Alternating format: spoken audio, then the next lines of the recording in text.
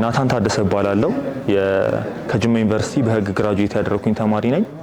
ይህንን የኢንተርንሺፕ ፕሮግራምና ስልጠናውን ፕሮግራም የሶፎስ አፍሪካን ተጠቃሚ ሆኛለሁ።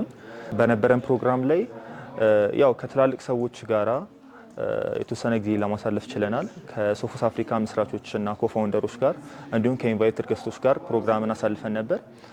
ያው ስለ ካራክተር ተወርቷል፣ ስለ ማይንድሴት ተወርቷል፣ ስለ አንተርፕረነራል ማይንድሴት፣ ስለ ክሪቲካል ቲንኪንግ ተወርቶ ነበረ። እነዛ ነገራቶች ወሳኝ ናቸው። ስፔሻሊ አዲስ ግራጁዌት በምንሆንበት ሰዓት ዲግሪያችን ብቻ አይደለም፣ ለብቻው ብዙ ቫልዩ እና ጥቅም ላይ ኖሮ ይችላል። ግን አንድ ላይ ካራክተር ያስፈልገናል። አንተርፕረነራል ማይንድሴትን አንድ ላይ ልንይዝ ይገባልና እነዛ ነገራቶች ከዚህ ወስደናል። ጀነራሊ ሶፎስ አፍሪካ የነበረው ትሬኒንግ ያለው ፕሮግራም ሁሉም ነገር አሪፍ ነው። አሪፍ ኔትወርኪንግ ሴሽን ነበር የነበረን። ደግሞ ይሄ አላማውም ትልቅ ስለሆነ ይቀጥላል ብለን እናስባለን።